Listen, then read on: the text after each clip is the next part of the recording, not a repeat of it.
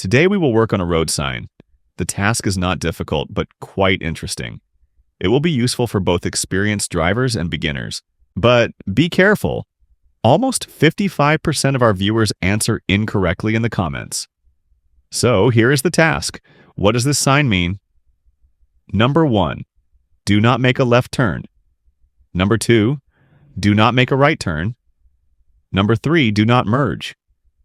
Number 4, this side of the road is temporarily closed. Pause the video and write your answer in the comments. At the end of the video, you will find out whether you are right or not. I'll set the timer and give you 5 seconds to think it over.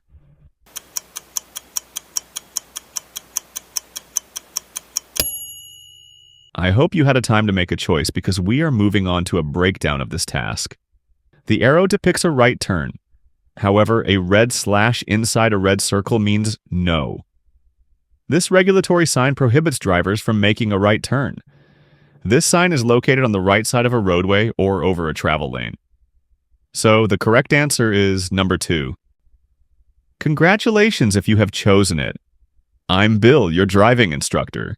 Subscribe to my channel so that the police never stop you and issue a fine. Drive safely and take care.